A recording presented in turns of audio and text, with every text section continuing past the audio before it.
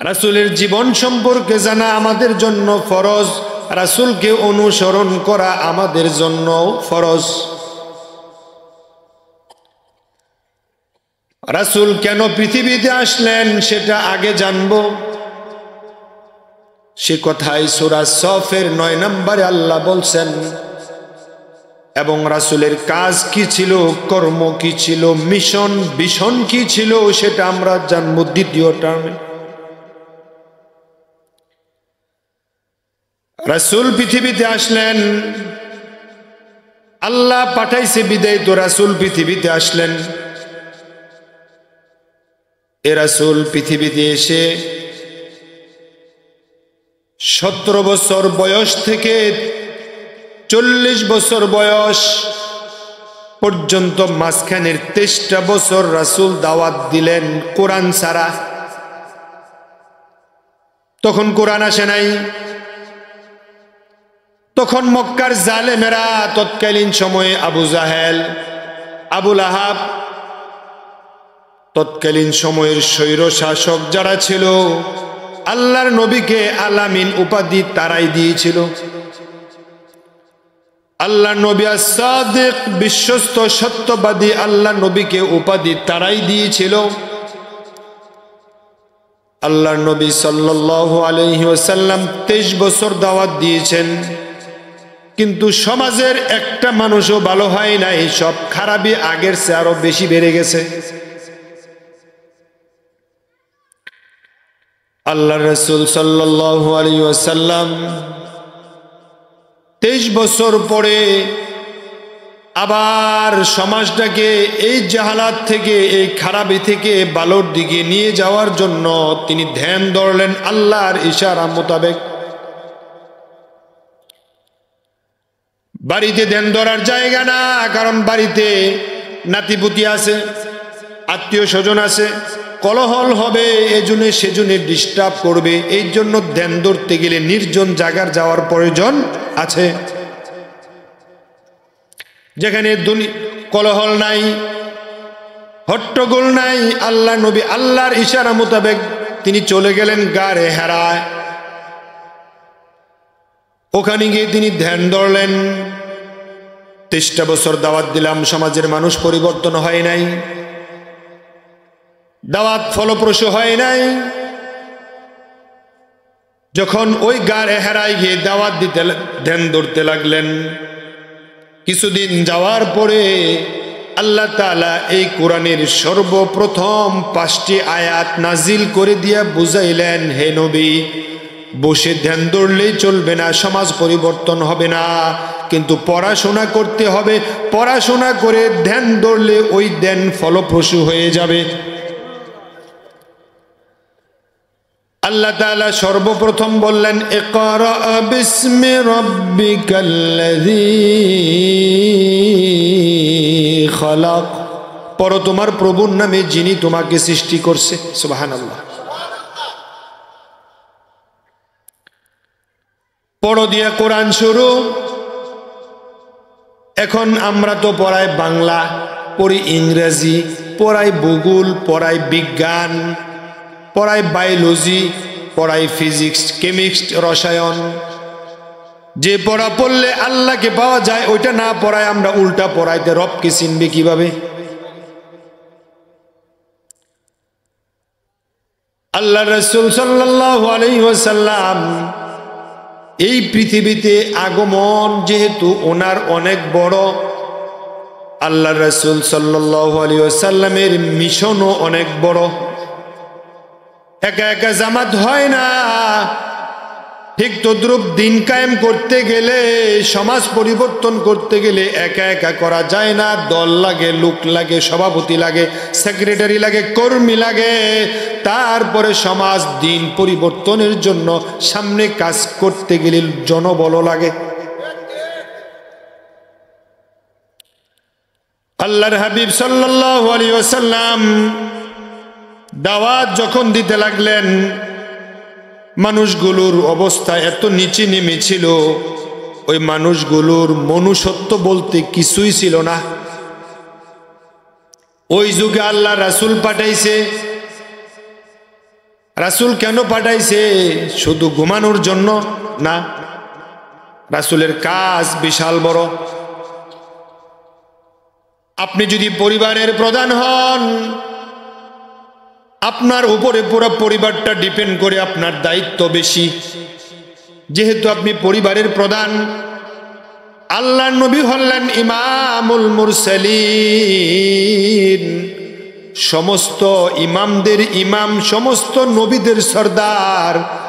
এই জন্য অন্য অন্য নবীদের চাইতে এই নবীর দায়িত্ব একটু বেশি। দায়িত্ব কি আমি পরে বলছি।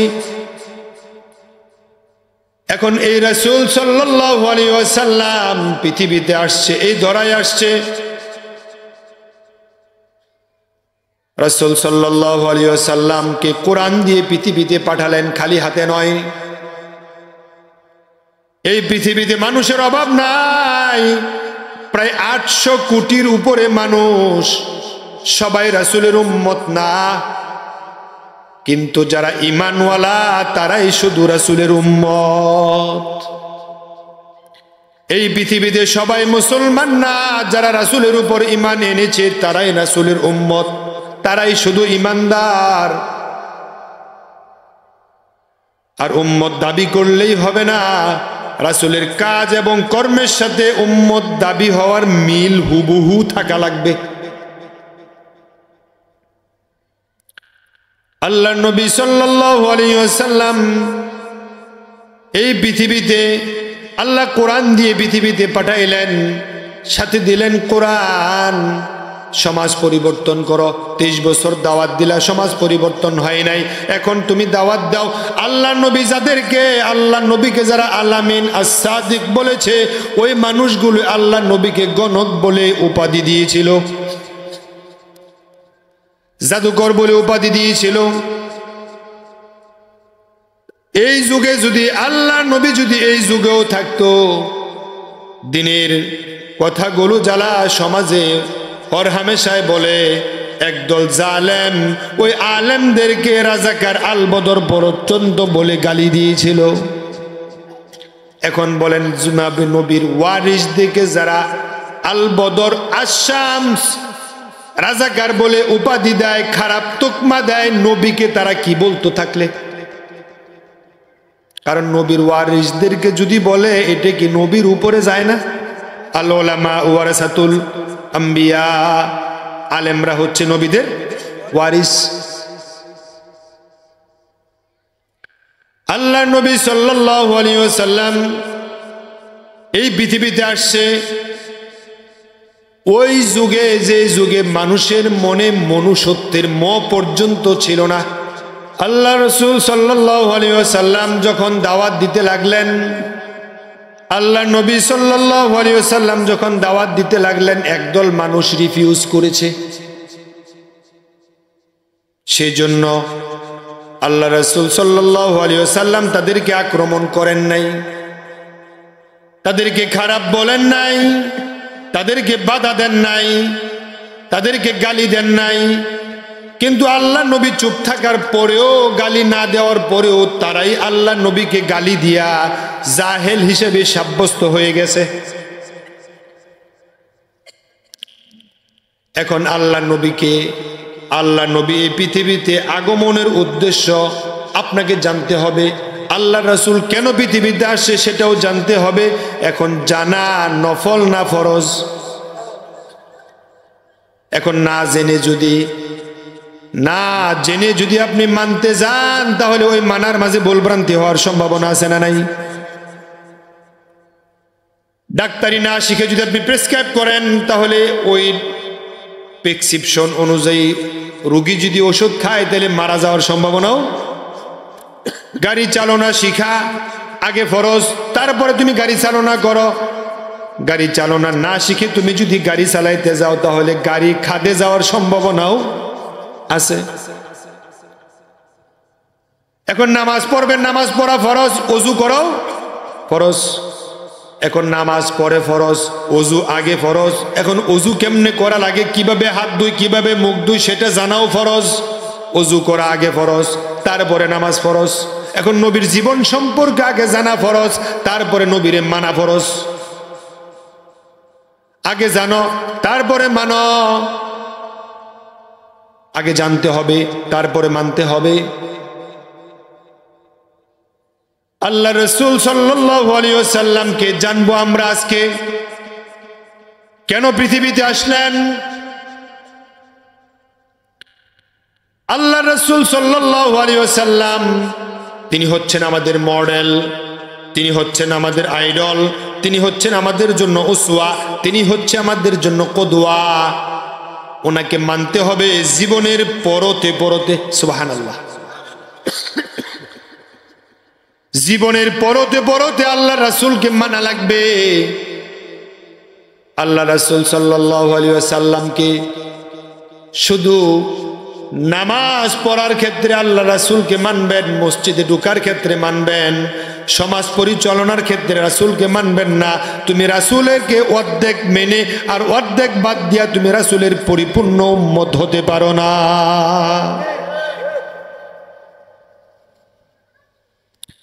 রাসূলকে মানতে হবে পুরা জীবনে, টপ টু বটম, পা থেকে মাথা, পাকঘর থেকে শুরু করে আন্তর্জাতিক বলয় পর্যন্ত জীবন থাকবে যতদিন রাসূলকে মানা লাগবে ঠিক ততদিন। এখন রাসূলকে আপনি মানবেন কতক্ষণ? সুবিধা আছে যতক্ষণ রাসূল মানবো ততক্ষণ, সুবিধা নাই যখন রাসূল মানবেন না তখন। আল্লাহ নবীকে আপনার জীবনে পুরা ক্ষেত্রে মানা লাগবে। আপনাদের এলাকায় ব্রিকফিল্ড আছে না? এক ব্রিকফিল্ড ইট বানাইতে গেলে ওখানে বালি লাগে, মাটি লাগে, পানি লাগে, তারপরে রৌদ্র লাগে, তারপরে খামির করা লাগে, তারপরে ফর্মার ভিতরে ঢুকানো লাগে। এখন আপনি বলেন এখান থেকে কোন জিনিসটা বাদ দিলে ইট তৈরি হবে? কথা বুঝেন? কোনটা বাদ দিলে ইট তৈরি হবে? একটাও বাদ দেওয়া যাবে না। বালি আছে, মাটি আছে, পানি আছে, রৌদ্র আছে, কিন্তু ফর্মা নাই, ইট হবে? ফর্মা আছে, বালি আছে, মাটি আছে, কিন্তু আগুনে পোড়ান নাই, ইট তৈরি হবে? এখন সব লাগবে। এখন রাসূলকে মানেন খাবারের ক্ষেত্রে, রাসূলকে মানেন নামাজের ক্ষেত্রে, রাসূলকে মানেন হাঁটার ক্ষেত্রে, রাসূলকে মানেন ঘুমানোর ক্ষেত্রে, কিন্তু সমাজ পরিচালনার ক্ষেত্রে রাসূলকে মানেন না।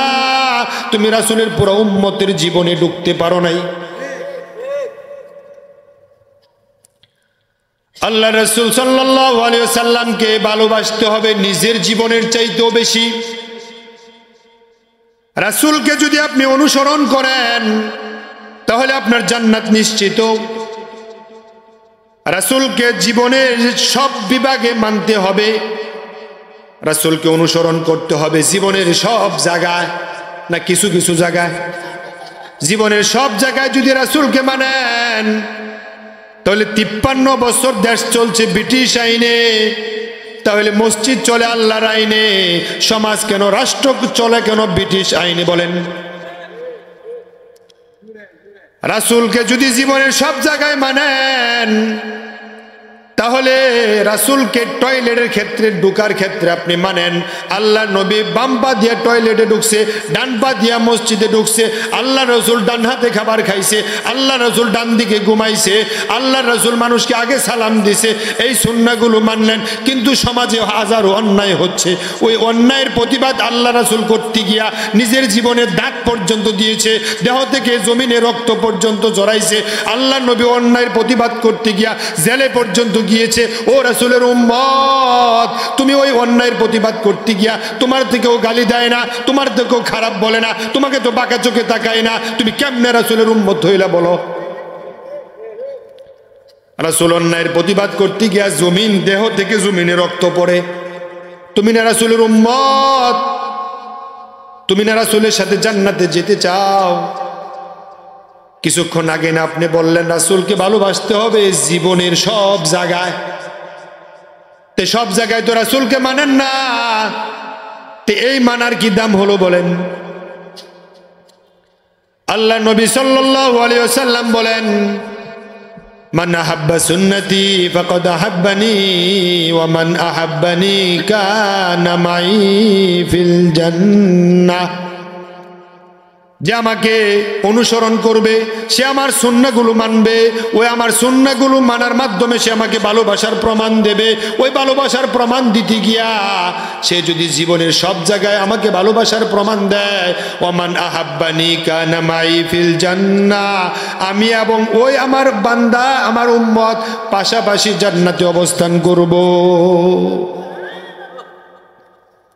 রাসূলকে অনুসরণ করার ক্ষেত্রে আল্লাহর রাসূলকে যদি সমাজের সব জায়গায় ফলো করেন, ভালোবাসেন, তাহলে আল্লাহর রাসূল বলছে আমাকে যে সব জায়গায় ভালোবাসবে সে আমি নবীর সাথে সে জান্নাতে থাকবে। আল্লাহ তাআলা পবিত্র কোরআনে বলেন, কুল ইন কুনতুম তুহিব্বুনাল্লাহা ফাত্তাবিউনি ইউহিব্বুকুমুল্লাহ ওয়া ইয়াগফির লাকুম যুনুবাকুম ওয়াল্লাহু গফুরুর রহিম। কুল ইন কুনতুম তুহিব্বুনাল্লাহ, হে নবী আপনি বলে দিন, তোমরা যদি আল্লাহর ভালোবাসা পেতে চাও, তোমরা যদি আল্লাহকে ভালোবাসতে চাও, আল্লাহর ভালোবাসা পেতে চাও, তাহলে ফাত্তাবিউনি, আগে নবীকে ভালোবাসার প্রমাণ দাও। সুবহানাল্লাহ। আগে নবীরে ভালোবাসো, ইউহিব্বুকুমুল্লাহ, তাহলে আল্লাহ নিজে তোমাদের ভালোবাসবে। শুধুই ভালোবাসবে না, ওয়া ইয়াগফির লাকুম যুনুবাকুম, আল্লাহ আমাদের অতীত জীবনের সব গুনাহগুলো আল্লাহ ক্ষমা করে দেবে। এখন রাসূলকে অনুসরণ করতে হবে, রাসূলকে ভালোবাসতে হবে মিষ্টি খাওয়ার মাধ্যমে, তাই না? রাসূল মিষ্টি খাওয়ার মাধ্যমে রাসূলকে ভালোবাসতে হবে, শুধু তাই নয়, কদু খাওয়ার মাধ্যমে রাসূলকে ভালোবাসতে হবে, শুধু এখানেই শেষ নয়। তোমার সাউন্ড এমন করে কেন?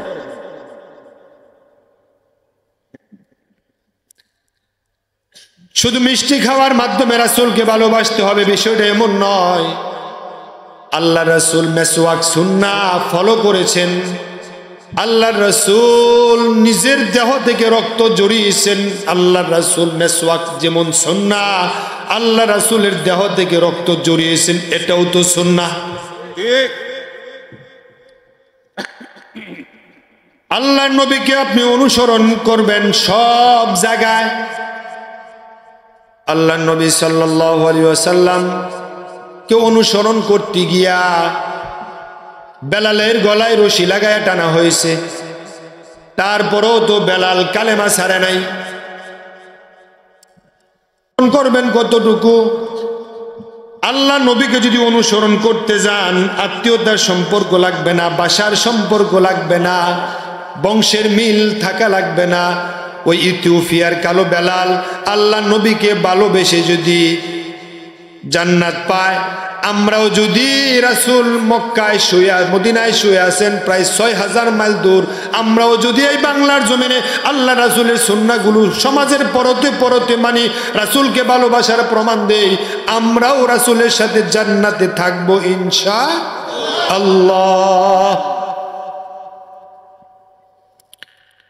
আল্লাহ নবীকে যদি আপনি মহব্বত করেন, শুধু মুখেই ভালোবাসেন, ঈমান যদি না আনেন, এই ভালোবাসার মূল্য কই? আল্লাহ নবীকে যদি আপনি অনুসরণ করেন, বংশের মিল লাগবে না, আত্মীয়তার সম্পর্ক লাগবে না, বাসার সম্পর্ক লাগবে না, কিচ্ছু লাগবে না। আর যদি রাসূলকে অনুসরণ না করেন, নবীর বাবা হলেও জান্নাত পাবেন না। ইব্রাহিম আলাইহিস সালাতু ওয়াস সালাম হচ্ছেন আল্লাহর নবী, আর ইব্রাহিমের বাবা আজর ছেলে নবী, বাবা জাহান্নামী। বাবা ইব্রাহিমকে আজর ছেলে ইব্রাহিমকে অনুসরণ করে নাই, ওই আজর নবীর বাবা হয়েও জান্নাত পাবে না। আল্লাহ নবী সাল্লাল্লাহু আলাইহি ওয়াসাল্লামের হাদিস, হাসরের দিন ইব্রাহিম নবীর সামনে আজর পড়ে যাবে, আজরের গলায় শিকল, পায়ে শিকল, হাতে হ্যান্ডকাপ, আজরকে টেনে হিসড়ে জাহান্নামে নিয়ে যাবে। মা তাহতা রিজলাইক। ইব্রাহিম আলাইহিস সালাতু ওয়াস সালাম সেদিন আল্লাহর কাছে বলবে, আল্লাহ আমার বাবার গলার মাঝে জাহান্নামের শিকল, পায়ে শিকল, হাতে হ্যান্ডকাপ, পায়ে হাতে হ্যান্ডকাপ, পায়ে হ্যান্ডকাপ, গলায় জাহান্নামের শিকল। আল্লাহ তুমি তো আমাকে বলছো আমার বাবার হাসরের দিন আপনি আমাকে অপমানিত অসম্মান করবেন না, আপনি তো আমাকে অসম্মান অপমানিত করবেন না, কিন্তু আমার বাবার গলার মাঝে শিকল। আল্লাহ তাআলা বলবেন, ও ইব্রাহিম তুমি আকাশের দিকে তাকাও। ফেরেশতাকে বলবেন ইব্রাহিমের বাবার জায়গায় একটা শুকর ফালায়া দাও। নাউজুবিল্লাহ বলবেন, ইব্রাহিমের বাবার জায়গার মাঝে একটা শুকর ফালায়া দাও। কিছুক্ষণ পরে আল্লাহ বলবেন ইব্রাহিম এবার তুমি নিচে তাকাও। ইব্রাহিম নিচে তাকাবে, দেখবে বাবার জায়গায় একটা শুকর পড়ে আছে। তার মানে কোন কোন মুহাদ্দিস বলেছেন ও ইব্রাহিমের বাবাকে আল্লাহ শুকর বানায়া তারপরে জাহান্নামে ফেলে দিবে। কারণ ইব্রাহিমের বাবার এই অবস্থা কেন হবে? ইব্রাহিম নবী, আজর হলো ইব্রাহিমের বাবা, কারণ ইব্রাহিমকে আজর অনুসরণ করে নাই। নবী মুহাম্মদ সাল্লাল্লাহু আলাইহি ওয়াসাল্লামের দিকে তাকান, আল্লাহ নবীকে ছায়ার মতো আশ্রয় দিয়েছে। আল্লাহ নবীকে মোহাব্বত করেছে নিজের জীবনের চাইতেও বেশি। ওই আবু তালেব আল্লাহ রাসূলের সাথে একসাথে কারাগারে ছিলেন প্রায় 3 বছর। আল্লাহ নবী সাল্লাল্লাহু আলাইহি ওয়াসাল্লাম বিশ্ব নবীকে একদিন বলেন, ও ভাতিজা তুমি আমার জায়গায় এসো, আমি তোমার জায়গায় শুই। মুহাম্মদ বলেন, চাচা কেন? আবু তালেব বললেন, ভাতিজা তুমি যে আমার বিছানায় ছিলা আর আমি যে তোমার বিছানায় ছিলাম, ওই জালেমগুলো যদি দেখে থাকে তারা তো রাত্রেবেলা তীর মারবে, ধনুক মারবে, ওই তীর যদি তোমার গায়ে পড়ে তুমি তো মারা যাইবা। আল্লাহ নবীকে আবু তালেব কত ভালোবাসছে। আল্লাহ নবী বললেন, চাচা আমি মারা গেলে আপনার লস কি বা আপনার সমস্যা কি? আবু তালেব চোখ থেকে পানি ফেলে কারাগারের ভিতরে বলেন, ভাতিজা আমি মরতে রাজি, কিন্তু তোমারে মরতে দিতে রাজি না। এই কথা থেকে আপনি বুঝেন ভাতিজা, এই কথা থেকে বুঝেন চাচা আবু তালেব বিশ্ব নবীকে কত ভালোবাসছে, কিন্তু ওই চাচার কপালে ঈমান নাই। এখন বলেন আল্লাহ রাসূলের চাচা আবু তালেব জান্নাতি না জাহান্নামী? জাহান্নামী। তাহলে চাচা জাহান্নামী, নবী জান্নাতি। এবার তাকায় দেখেন নূহ আলাইহিস সালাতু ওয়াস সালামের দিকে। নূহ আলাইহিস সালাতু ওয়াস সালামের ছেলের নাম ছিল কেনান। বাবাকে অনুসরণ করে নাই, বাবাকে অনুসরণ না করার কারণে নূহ আলাইহিস সালাতু ওয়াস সালামের সন্তান জান্নাতি না জাহান্নামী?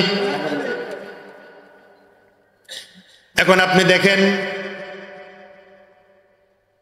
নবীকে অনুসরণ যদি না করেন তাহলে কপালে জান্নাত মিলবে না। অনুসরণ করতে হবে জীবনের সব জায়গায়। নূহ আলাইহিস সালাতু ওয়াস সালামের ছেলে বাবাকে অনুসরণ করে নাই, কেনানের কপালে জান্নাত নাই। বিশ্ব নবীকে ভালোবাসছে আবু তালেব, কিন্তু চাচাকে ভাতিজাকে অনুসরণ করে নাই, ওই আবু তালেবের কপালে জান্নাত নাই।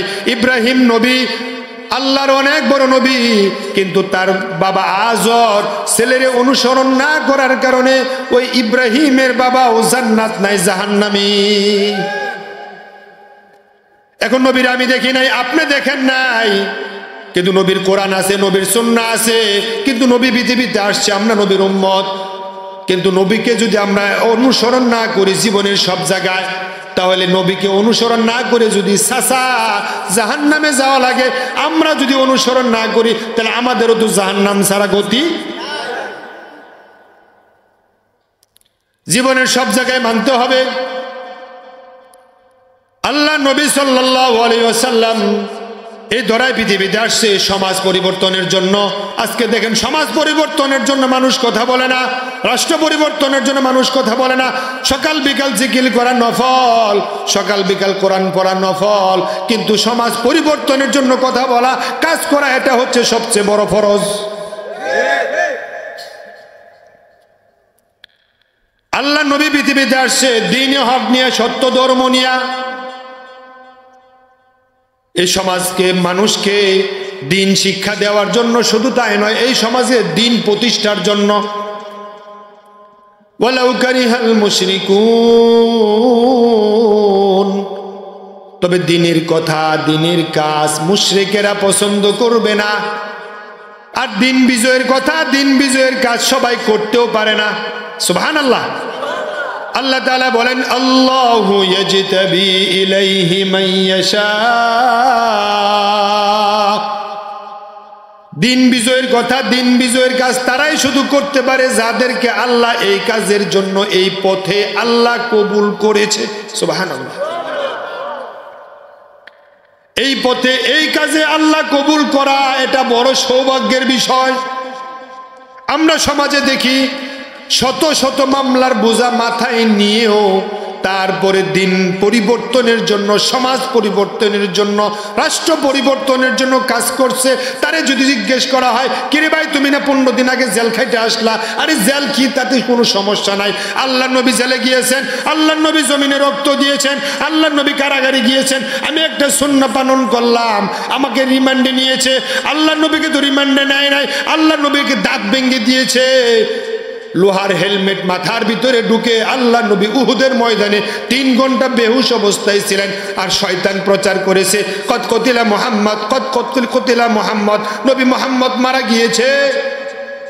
আমার মতো তো সে অবস্থা এখনো তো হয় নাই, আমি তো জেলে গেলাম। তার মানে বোঝা যায় আল্লাহ নবীর কিছু উম্মত এখনো জেল খাটতে রাজি, ফাঁসির দড়িতে ঝুলতে রাজি, টিয়ার সেল খাইতে রাজি, রাবার বুলেট খাইতে রাজি, বউ হারাইতে রাজি, সন্তান হারাইতে রাজি, ব্যবসা প্রতিষ্ঠান হারাইতে রাজি, কিন্তু রাসূলের আদর্শ থেকে এক চুল পরিমাণ ছাড় দিতে রাজি না। আল্লাহ নবীকে মানতে হবে জীবনের সব জায়গায়। এটাই হচ্ছে আজকে আলোচনার প্রতিপাদ্য।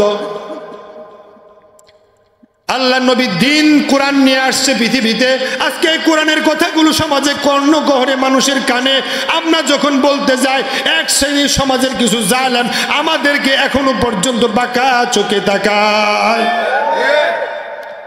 আল্লাহ নবীর দিকে তাকাইছে আবু জাহেল বাঁকা চোখে, আবু লাহাব বাঁকা চোখে তাকাইছে। ওই কথাগুলো কোরআনে আছে, কিন্তু আজও ওই আবু জাহেল, আবু লাহাবের কিন্তু উত্তরসূরি বাংলার জমিনও আছে না নাই? তাদেরকে চিনতে হবে।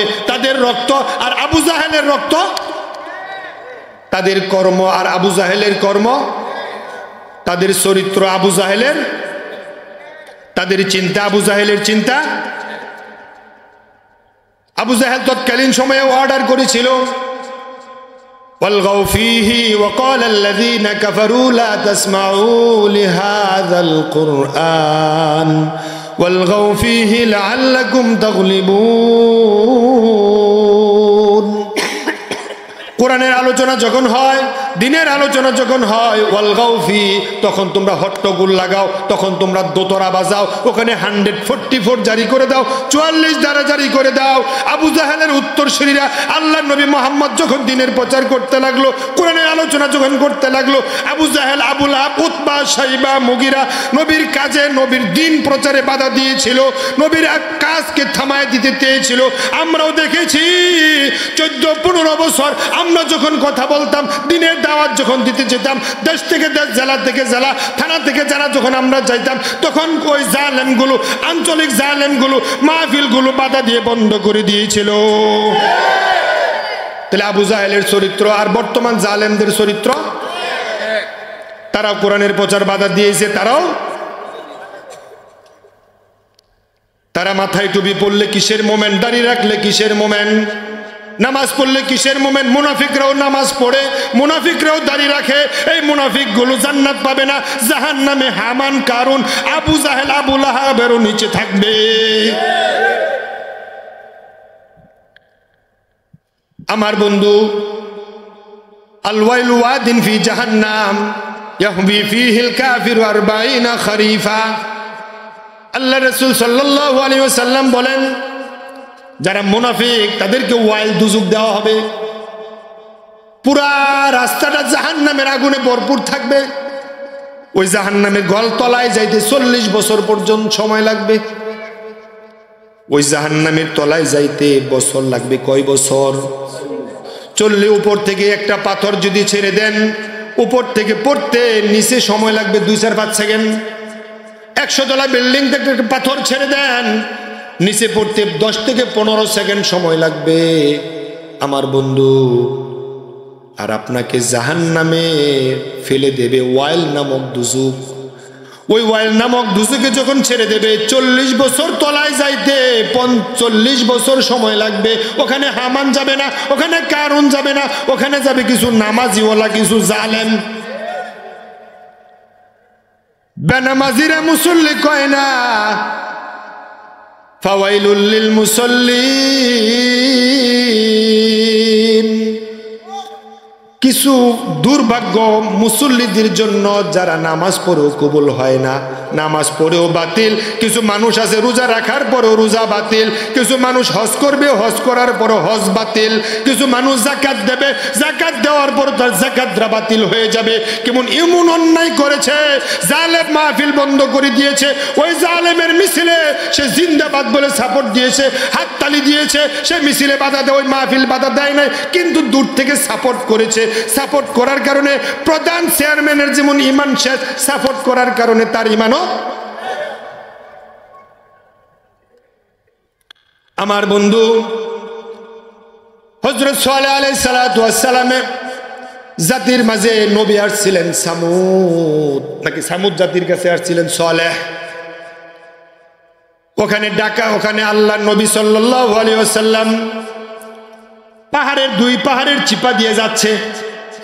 তখন লোকজন তারে বলল, তুমি যে নবী, তুমি যে দাওয়াত দাও দিনের পথে মানুষকে, এখন তুমি যদি এই পাহাড়ের ভিতর থেকে একটা উটবাট করতে পারো, তাহলে তুমি যে নবী এটা আমরা বুঝে নিব, তোমার প্রতি ঈমান আনবো। সত্য বলছো কিনা? জি সত্য বললাম। হযরত সালেহ আলাইহিস সালাতু ওয়াস সালাম আল্লাহর কাছে বললেন, রব তারা কি কইছে তুমি তো শুনছো। যদি পাহাড় থেকে একটা উটনি বের হয় তাহলে তারা আমার প্রতি ঈমান আনবে। সালেহ আলাইহিস সালাতু ওয়াস সালাম দোয়া করছে, সাথে সাথে পাহাড়টা ফেটে একটা বিশাল বড় একটি উটনি বের হয়েছে। শুধু উটনি বের হয় নাই, বের হওয়ার পরে সাথে সাথে বাচ্চা দিছে। সুবহানাল্লাহ। কোন সালেহ আলাইহিস সালাতু ওয়াস সালাম কয়, এবার তোমরা আমার প্রতি ঈমান আনো, আল্লাহর প্রতি ঈমান আনো। তুমি তো বিশাল জাদুকর, বুঝলেন নাই? তুমি তো বিশাল বড় এক জাদুকর। সালেহ আলাইহিস সালাতু ওয়াস সালাম চলে গেছে আর বলছে, তোমরা কাজটা ঠিক করলে না, তোমরা কাজটা ঠিক করলে না। 1 দিন 2 দিন যাওয়ার পরে এবং বলে গেছে তোমরা আল্লাহর গজবের অপেক্ষা করো। 3 দিন 4 দিন যাওয়ার, কয়েকদিন যাওয়ার পরে তারা কয়, কই গজব তো আর আইয়ে না, আমাদেরও তো বিপদ হয় না। তখন ওই শহরের মাঝে মানুষ ছিল অনেক, এর মাঝে 9 জন মানুষ ছিল, তারা ছিল ডাকাত।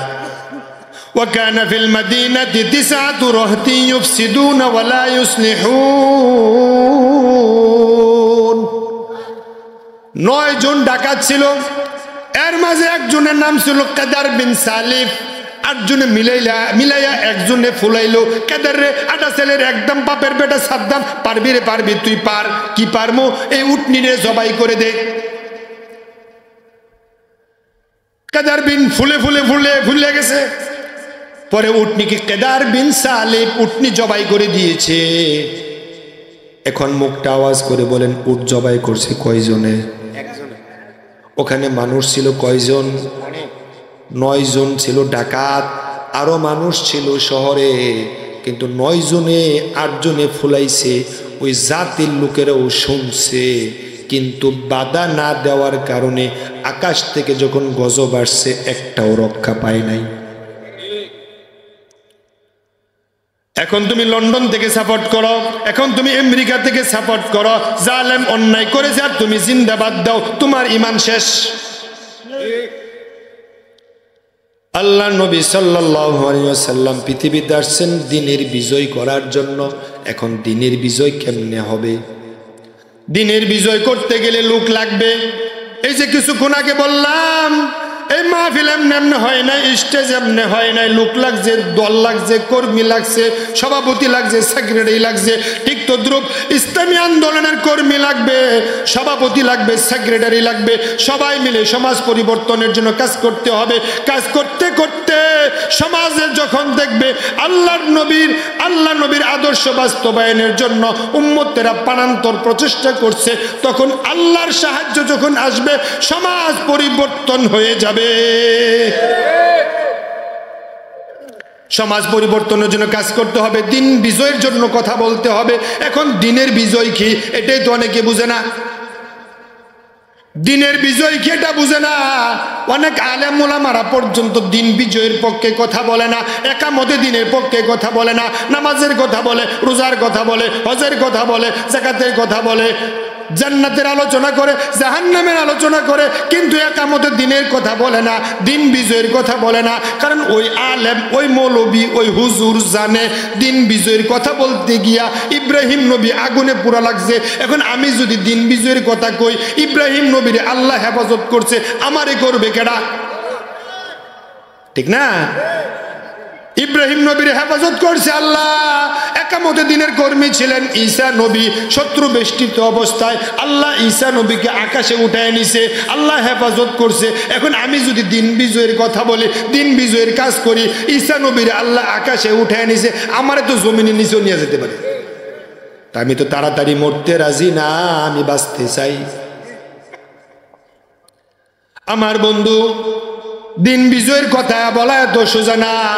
কারণ জান্নাতের কথা বললে মারি খাওয়া লাগে না, নামাজের ওয়াজ করলে মারি খাওয়া লাগে না, রোজার কথা বললে মারি খাওয়া লাগে না। একামতে দিনের কথা বলে দেখো, জালেমেরা তোমাকে চোখের শুল বানায়া অন্ধকার প্রকোষ্ঠে কারাগারে ভরে দেবে।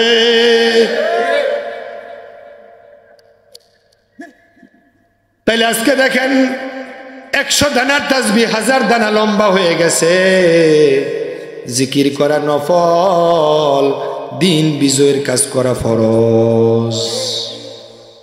এই যে এশারের নামাজ পড়েছেন আজকে, এই এশারের নামাজ আগামী দিন এশারের সময় ফরজ। মাগরিবের নামাজ পরের দিন মাগরিবের নামাজ সময় ফরজ, কিন্তু দিন বিজয়ের কাজ করা 24 ঘন্টা ফরজ। এখন আপনি বলবেন আমি জিকির করি। আরে ভাই, তুমি জিকির করো, তোমার মাথার টুপি জিকির করে, তোমার পায়ের জুতা জিকির করে, তোমার গায়ের জামা জিকির করে, ফেরেশতা জিকির করে, পশু পাখি জিকির করে, কিন্তু একামতের দিনের কাজ টুপি করে না। একামতের দিনের কাজ, দিন বিজয়ের কাজ তোমার পায়ের জুতা করে না, দিন বিজয়ের কাজ ফেরেশতারা করে না, দিন বিজয়ের কাজ কোনো জিন করে না। দিন বিজয়ের কাজ ইন্নী জাইলুন ফিল আরদি খলিফা, তোমারে খলিফা হিসেবে বানাইলাম, তুমি দিন বিজয়ের কাজ করবা। এটা আমি কাউকে দেই নাই দায়িত্ব, এটা দিছি তোমার দায়িত্ব। এটা আমি গরুরে দেই নাই, এটা আমি ছাগলকে দেই নাই, এটা আমি ফেরেশতারে দেই নাই, এটা জিন জাতিরে দেই নাই। দিন বিজয়ের কাজ আমি তোমারে দিলাম, তুমি সৃষ্টির সেরা, তুমি দিন বিজয়ের কাজ করবে। তুমি যখন দিন বিজয়ের কাজ করবে, তুমি সৃষ্টির শ্রেষ্ঠ মানুষে রূপান্তরিত হয়ে যাবে। তোমার সামনে ফেরেশতারা পায়ের পাখা বিছায়া, রহমতের পাখা বিছায়া তোমার সম্মান দিয়া বুঝাইবে, ও আল্লাহর বান্দা, নবীর উম্মত, তোমার সম্মান আমি ফেরেশতার চাইতে অনেক বেশি। দিন বিজয়ের কথা বলো, দিন বিজয়ের কথা বলো। ওয়াজ দিয়া দিন পরিবর্তন হবে না, জিকির করে দিন পরিবর্তন করা যাবে না। দিন পরিবর্তন করতে হলে, দিন বিজয় করতে হলে, দিন বিজয়ের কাজ করা লাগবে। এখন বলেন, দিন বিজয়ের কাজ করা নফল না ফরজ? আল্লাহ বলছে আকিমুস সালাহ, নামাজ ফরজ। আল্লাহ বলছে ইয়া আইয়ুহাল্লাযীনা আমানু কুতিবা আলাইকুমুস সিয়াম, রোজা ফরজ। কুতিবা আলাইকুমুল কিতাল, জিহাদ ফরজ। ওয়াযিন নাস ফিল হজ, দনিদের উপরে হজ করা ফরজ। আর আল্লাহ বলেছেন দিন বিজয়ের কাজ করা, এটা আমি আল্লাহ তোমাদের জন্য ফরজ করে দিলাম। আনাকিমুদ্দিন দিন বিজয়ের কাজ করো, দিন বিজয়ের কথা বলো। এখন দিন বিজয়ের কাজ করে না, দিন বিজয়ের কথা বলে না, শুধু সকাল সন্ধ্যা জিকিরের ওয়াজ করো, সকাল সন্ধ্যা শুধু তাসবির পয়েন করো। সকাল ডান দিকে চলা সুন্নাহ, বাম দিকে চলা জায়েজ নাই, কিন্তু তুমি শুধু হর হামেশা বিকাল বেলা কাজতে যাওয়ার সময় তুমি ডান দিক দিয়া যাও, কিন্তু যখন এই এলাকা থেকে তুমি টঙ্গীর বিশ্ব ইজতেমা যাইবা তখন তুমি বাম দিকে চলা জায়েজ, ঠিক না? আসরের নামাজের সময় যখন গাছতে বের হয়, আমার ভাইয়েরা আমিও গাছতে গেছি, আপনারাও যাবেন, খারাপ না, ভালো জিনিস। নবীওয়ালা কাজ, নিজের গাড়টি নিজে মাথায় নেয়, এসপি কন ডিসি কন টিউনু কন, তার নিজের গাড়টি নিজে নেওয়া লাগে, তারপরে নিজের টাকা দিয়ে নিজে বাজার করে আবার ওরাই রান্না বান্না করে নিজে খায়, অন্যরে খাওয়ায়, ঠিক না? ভালো জিনিস, ভালো কাজ করতে হবে, করা লাগবে, দরকার করবেন, সুযোগ পেলে আপনারাও যাবেন, আমিও গিয়েছি। কিন্তু যখন আসরের পরে যখন গাছতে বের হয় তখন তারাই বলে ডান দিকে চলা সুন্নাত, বলে না?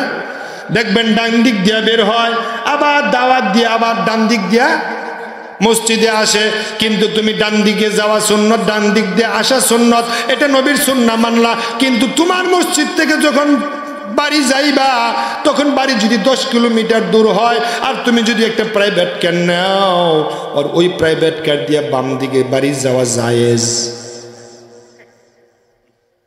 এটা তুমি কোন ইসলাম মানলা? কোন ইসলাম মানলা? এই যে কিছুক্ষণ আগে বললাম, ব্রিক ফিল্ডে ইট তৈরি করতে গেলে ওখানে বালি লাগে, মাটি লাগে, পানি লাগে, ফর্মা লাগে, আগুনে পুরানো লাগে, একটা বাদ দিলে যেমন ইট হয় না। তুমি গাছ থেকে গেছো, ডান দিক দিয়ে বাইরেছ, আবার ডান দিক দিয়ে ঢুকছ, কিন্তু বাড়ি যখন যাইবা তখন বাম দিকে গেলে নবীর সুন্নাহ মানে থাকে কই? নবীর তো মানতে হবে টোটাল পুরা জীবনে। ডান দিকে চলা সুন্নাহ, শুধু একদিকে না, সব দিক দিকে ডান দিক দিয়ে চলা সুন্নাহ। ডান দিক দিয়ে খাবার খাওয়া সুন্নাহ, ডান পায়ের জুতা আগে পরা সুন্নাহ। এই সুন্নাহ শুধু একদিক দিয়ে মানলে চলবে না, তোমার আমার জীবনের সব দিক থেকে ডান দিক হওয়া লাগবে। ডান হাতে খায় শয়তান, ডান হাতে খায় আপনি, আর বাম হাতে খায় শয়তান। এখন ইসলাম অর্ধেক ডান দিক দিয়ে মানবেন আর ইসলাম অর্ধেক বাম দিয়ে মানবেন, রাসূলের উম্মত হওয়া যায় না। এই রাসূল সাল্লাল্লাহু আলাইহি ওয়াসাল্লাম দিন বিজয়ের কথা বলতে গিয়া মার খেয়েছেন, কিন্তু উম্মত মার খেতে রাজি না। দিন বিজয়ের কথা বলতে গিয়া নবী জেলে গিয়েছেন, কিন্তু উম্মত জেলে যেতে রাজি না। দিন বিজয়ের কথা বলতে গিয়া আল্লাহ রাসূল সাল্লাল্লাহু আলাইহি ওয়াসাল্লাম উহুদের ময়দানে 3 ঘন্টা বেহুশ ছিলেন, আর রাসূলের উম্মত বেহুশ হবে দূরের কথা, গালি খাইতে রাজি হয় না। আল্লাহ নবী সাল্লাল্লাহু আলাইহি ওয়াসাল্লাম কত কষ্ট করেছেন দিনের জন্য, তুমি একটু কষ্ট করতে রাজি না? তুমি না রাসূলের সাথে জান্নাত যেতে চাও? আল্লাহ নবী সাল্লাল্লাহু আলাইহি ওয়াসাল্লাম এই দিন বিজয়ের কথা যখন বলা লাগলো তখন জালেমেরা আল্লাহ রাসূলকে ভালো চোখে দেখে নাই। ওয়ালাউ কারিহাল মুশরিকুন, যারা মুশরিক তাদের অন্তর জ্বালা তৈরি হবে। যারা মুশরিক তারা দিন বিজয় পছন্দ করবে না। তাহলে এখন আপনি দেখেন এই সমাজে যারা দিন বিজয় চায় না, দিন বিজয়ের আন্দোলন করে না, দিন বিজয়ের সংগ্রাম করে না, আল্লাহর জমিনে আল্লাহর দিন কায়েম হোক, কোরআন দিয়ে সমাজ চলুক, রাষ্ট্র চলুক, এটা যারা চায় না, এই আয়াতের অনুযায়ী, ভাষ্য অনুযায়ী তারা মুমিন না মুশরিক? ফতোয়া আমার না আল্লাহর। তে আল্লাহ কয় মুশরিক, আমি মুমিন কইয়া কি লাভ? আল্লাহ কয় ওয়ালাউ কারিহাল মুশরিকুন, দিন বিজয়ের কথা যারা বলে না, দিন বিজয়ের আন্দোলন যারা করে না, আল্লাহর ভাষায় হলো তারা মুশরিক। আমার কথা না, আল্লাহর কথা, সূরা সফের 9 নম্বর আয়াত। আল্লাহ নবী সাল্লাল্লাহু আলাইহি ওয়াসাল্লাম দিন বিজয়ের কথা যখন বলতে লাগলেন তখন পাথর আসা শুরু করলো। আল্লাহ নবী সাল্লাল্লাহু আলাইহি ওয়াসাল্লাম এখন দেখেন, আমরা যখন দিন বিজয়ের কথা বলি আর সমাজের এক শ্রেণীর মানুষ কয় তারা তো মনে ক্ষমতার দরকার। দিন বিজয়ের কথা হুজুররা কেন কয় ক্ষমতার মনে দরকার? আরে ভাই তোমরা তো ক্ষমতার দরকার, তোমরা ক্ষমতায় গেলে গম চুরি করতে পারবা, পেঁয়াজ চুরি করতে পারবা, আলু চুরি করতে পারবা, টেন্ডারবাজি করতে পারবা, বাংলাদেশের টাকা মালয়েশিয়া আমেরিকা বেগম পাড়া বাণী বানাইতে পারবা। কিন্তু তোমার চিন্তা আর আমাদের চিন্তা এক চিন্তা না। আমাদের চিন্তা হলো আল্লাহ নবী আল্লাহর কাছে বলছে, আল্লাহ তুমি আমারে ক্ষমতা দাও, রাষ্ট্র ক্ষমতা দাও, রাষ্ট্র ক্ষমতা দিয়া তুমি আমারে সাহায্য করো। আর তোমরা দিন বিজয়ের কথা না বলে তোমরা হামান যেমন ক্ষমতা চেয়েছিল, কারুন যেমন ক্ষমতা চেয়েছিল, লুটে পুটে খেয়েছিল, রাষ্ট্রের উপরে জুলুম করেছিল, আর তোমরা নবীর আদর্শের বাহিরে গিয়ে ওই কাজগুলো করেছিল। আর আমাদের চিন্তা হলো নবী দোয়া চাইছে আল্লাহর কাছে রাষ্ট্র ক্ষমতা দাও, আর নবীর কাজ অনুযায়ী, নবীর সুন্নাহ অনুযায়ী আমরাও দিন বিজয়ের কথা বলতে গিয়ে বলি, আল্লাহ আমাদেরকে তুমি দেশের ক্ষমতা দাও, সুলতান দাও, সুলতান নাসিরা দাও। আল্লাহ নবী সাল্লাল্লাহু আলাইহি ওয়াসাল্লাম মক্কা থেকে হিজরত করে মদিনায় যাওয়ার সময় আল্লাহর কাছে দোয়া করছে। আমার সাথে পড়েন যারা পারেন, ওয়াকুর রব্বি আদখিলনি মুদখালা সিদকিন ওয়া আখরিজনি মুখরাজা সিদকিন ওয়াজআল লি মিন লাদুনকা সুলতানান নাসীরা।